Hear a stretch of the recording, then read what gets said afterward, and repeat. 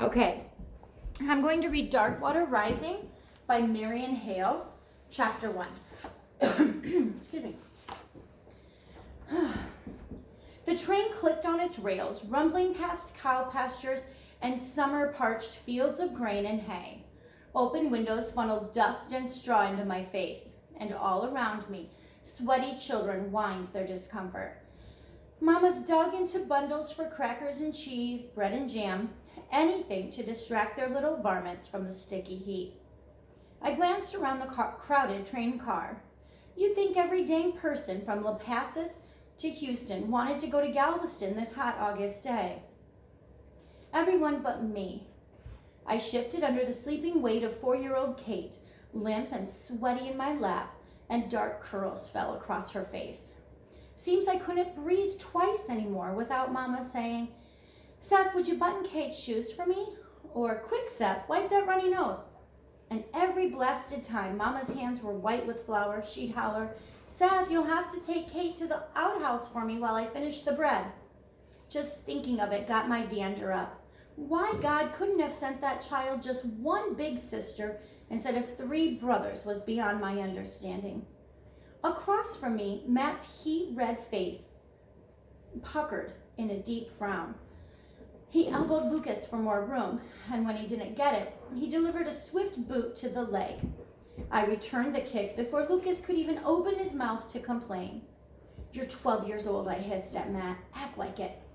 He glanced across the aisle at Mama and Papa, making sure they hadn't seen, then turned back to me with a sneer. "Where's your apron, Seth?" he whispered. "If you're going to sound like Mama, you ought to look like her, too." He nudged Lucas again. "Besides, you can take it, can't you, Big Luke?" Lucas shrugged. He rarely let Matt pull him into disagreements, but recently things had changed. He'd shot up so much this summer, it was impossible to tell who was taller. At just 10, his new height had become a sore spot with Matt, sparking some ornery mischief. Some of the time I ignored it, but today was different. The train sped toward a spindly trestle strung across Galveston Bay and rumbled onto a fragile network of pilings and rails. Mama stiffened and reached for Papa's hand. I glanced out the windows at the green water all around and felt a bit like a kite flying too close to the waves, dragged toward the long, narrow island that was sure to be my undoing. And it was all my uncle's fault. Galveston is fast becoming the New York City of Texas, Uncle Nate had told Papa just 2 short weeks ago. It's the 3rd richest city in the country by population. We have electric lights, electric streetcars, local and long-distance telephone service, and 3 big concert halls. I peered at the miles of wharves ahead, crowded with steamships, schooners, and fishing boats, and beyond the forest of masts, I saw 3 tremendous grain elevators. 1,200 ships load and unload cargo every year, Uncle Nate had been quick to add. More proof, I supposed, that Galveston was the booming city of the new 20th century.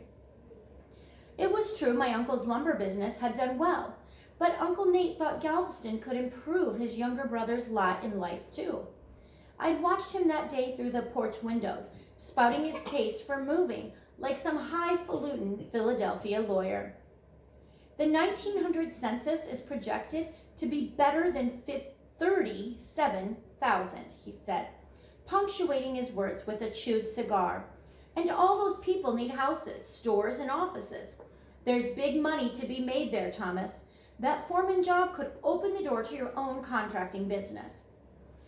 At that point, Papa hadn't said a word, nor had his eyes registered an opinion either way, which had given me hope.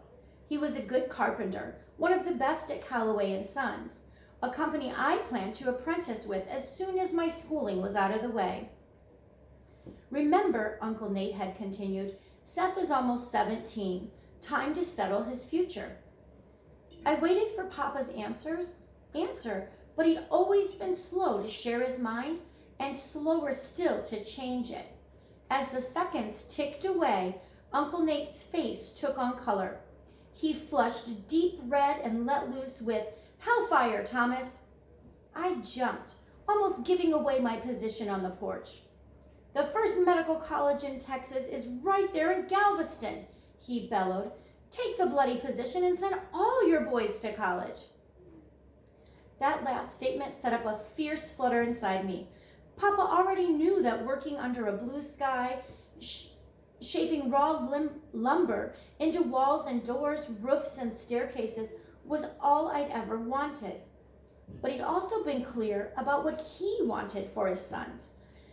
If he thought Galveston could ensure any of us a profession in medicine, we'd be on the next train out of Lampasas for sure.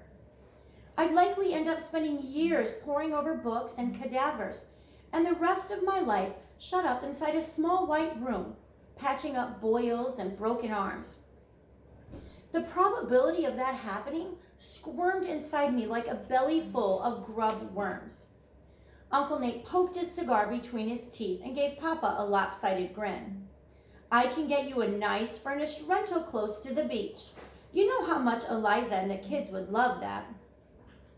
Mama would love that. I held my breath while the vacant expression on Papa's weathered face shifted. I saw a small glimmer of excitement, but it was the hunger in his eyes that finally made me clench my teeth with dread. The same kind of hunger that had always sharpened his words and defined his face when he talked about his sons' futures. If I didn't think of something fast, my Callaway apprenticeship would be good as gone. I was no great shakes at arguing a point with Papa, and thanks to my uncle, it might have been easier to empty the Lampasas River with a bucket than change his mind about my taking on more schooling. By the time Uncle Nate left, Papa was convinced that Galveston could provide enough money to see all three of his sons through college, and he was running full chisel to make sure we had that chance. Still, I had to try. I waited till I caught him sitting alone on the porch to remind him of how much he'd already taught me about woodworking and how more than anything I wanted to be a builder just like he was. He let me talk, but I could see it wasn't doing much good. I finally threw up my hands. "I just ain't got what it takes to be a doctor, Papa." "Haven't, Seth. The correct verb is haven't." I blew out a frustrated breath. My whole life had just gone to blazes, and he was correcting my grammar. I knew Papa had never had a chance at much formal schooling, but I'd seen him study every book and paper we brought into the house. There wasn't much he didn't know, and little he'd tolerate when it came pardon me, to incorrect language or bad manners. He'd been known to rap a grown man's knuckles with a knife handle just for reaching across the table for the salt instead of asking for it. Later, Mama told him he'd been lucky the man was good-natured enough to not lay him flat. I knew early on how much Papa valued education. That was why I'd stuck with school when all my friends had gone on to find paying jobs. I'd promised him I'd graduate before I applied for a carpenter's apprenticeship at Callaway. More for his peace of mind than mine. It was a promise I planned to keep, but I sure didn't want to put my life on hold for longer than that. "If you don't like medicine," he said, "then we'll look into law, or maybe engineering." "But Papa, it's not what I want. You know that." His jaw tightened and his leathery face took on a hard, widowed look. "You're too young to know what you want," he said, and the discussion was over. Far ahead, the engine belched steam and the train slowed. Kate blinked, roused by the scuffle of passengers putting away leftover food, gathering bundles, and straightening hats. She raised her cheek, and wet curls stuck to her heat-flushed cheek. I pushed her off my lap and onto the seat beside me, but she scrambled right back up again. She leaned across my shoulder, peered out the window for a better look at what was ahead. "Is that Galveston out there, Seth?" "Yes, that's Galveston. Sit down." "Where's Uncle Nate?" "Don't worry, he'll be there. Now sit down like I told you." "But I can't see him. Where is he?" Matt, always quick to show his impatience, rolled his eyes and let out a groan. I glared at him, sitting there like he was the biggest toad in the puddle. What did he have to complain about? I was the one who always had to watch out for Kate. I was the one who was expected to answer all her fool questions. He's waiting for us at the train station, I said, which seemed to satisfy her for the moment. She slid onto the seat, but it wasn't long before she was tugging at my damp sleeve. Seth, she asked in that baby voice of hers, can I sit with Mama? I gladly shooed her across the aisle, where she squeezed past Papa and climbed onto Mama's lap. We left the bay and trestle behind, along with the breezy heat that pumped through the windows, and pulled into Union Passenger Station. The air inside the car turned sluggish and stifling, driving everyone toward the doors like cattle to water troughs. But there was little relief. The close, noisy throng mingled around the station platform, blocking the breeze that swept in from the Gulf of Mexico, making it all but impossible to find Uncle Nate. I caught the scent of fresh cut wood and turned to get a quick look down the harbor. Lumber, grain, and mountains of canvas-colored cotton bales sat waiting to be loaded onto great coal-burning ships headed to foreign ports. Farther down the wharf, I saw crates with black lettering, tea, beet sugar, and big bundles of sisal for rope. Dark men, shining with sweat, worked at hauling them into the long tin-roofed sheds lining the docks.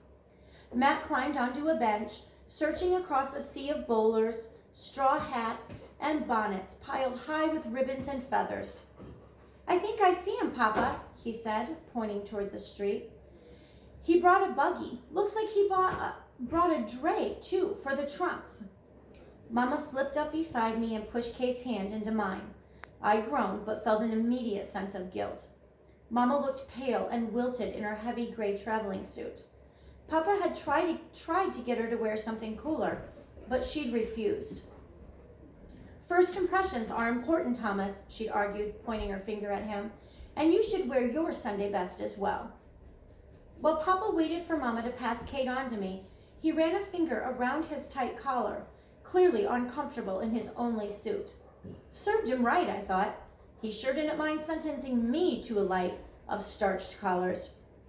Take her for me, Seth, Mama said, just till I can catch my breath.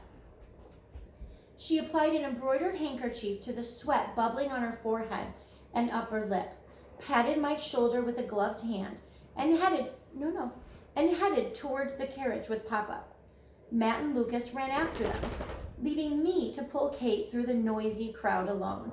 By the time I got to the street, Mama and Papa had finished their greetings and Uncle Nate was instructing his hired man, Ezra, to help them into the carriage. When they were seated, the old man lifted Kate and set her down beside Mama with a, "There you be, little missy." She stared into his watery eyes with that wide-eyed look all kids seem to have for anyone different. It made me realize how few colored men she'd seen in her short 4 years, and none of them had ever been close enough to lift her into a buggy. Ezra walked a few steps behind us to finish loading our trunks on the flatbed dray, and Kate said, "Papa, that man is black as ashes. Did he get burnt?" Papa laughed. "Dogs and horses come in different colors, don't they, little Kate?" "But he's not a horse, is he, Papa?" "No, he's not a horse." Papa patted her on the head. "But colored folk aren't much different." I stared at him. I'd been around many colors either, but I'd never heard Papa say anything unkind about them. Others maybe, but not Papa. I watched him smile at Kate and felt his words sour inside me. I tossed a quick glance at Ezra. He'd surely heard, but the man never blinked an eye. I squeezed into the carriage next to Matt, and Uncle Nate called out to Archer, urging the horse south down Rosenberg, right into the Gulf breeze. The scent of sweaty animals gave way to sweet salt air, and the clop of hooves on the wooden paving blocks set up a rhythm that made me feel like I was still on the train. We crossed Strand Avenue, the greatest banking and finance center between New Orleans and San Francisco, Uncle Nate boasted. Then we passed Ship's Mechanic Row, market, post office, and church streets. I quickly found myself in the midst of a large architectural display. I quickly found myself in the midst of the largest architectural display I'd ever seen. For a brief time, I forgot all about college and my cursed fate. When my uncle pointed out markets and dry goods stores, churches and opera houses, I was taking in the ornate cast iron storefronts. I saw tapestries of raised and recessed bricks and stucco surfaces that sculpted the island's strong sun into light and shadow effects I'd never seen the likes of before. Then I noticed that all the buildings had slate roofs and asked Uncle Nate why. Because of the great conflagration of 1885, he said. That fire left 40 blocks of the city in ashes and destroyed more than 400 homes. After that, Galveston outlawed wood shingles. Slate has worked pretty well so far. Ahead of us, in the middle of Rosenberg and Broadway, stood the new Texas Heroes Monument that had been erected just 4 months ago. The tall bronze statue of Victory pointed toward the bay and beyond, to the San Jacinto battlegrounds on the mainland. A reminder, Uncle Nate said, of all the men who fought and died in the Texas Revolution. We turned west at the monument, down an esplanade of palms and oleanders, live oak and Mexican dagger. Broadway was considered the spine of the island, the highest point between the Gulf on the south and the bay on the north, and all of it appeared to be a showplace for the wealthy. Palace-like homes draped in vines set as much as 3 stories high atop raised basements. Behind trimmed jungles of fig, orange, and magnolia trees, I saw bay windows and cupolas, scrolled and spindled trim, wraparound porches, and decorative iron gates. And all of it beat inside me like my own heart.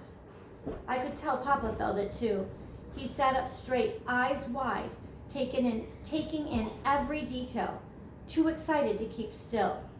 His jaw twitched, his knee bounced, his fingers drummed against his leg, and it was right then that I knew.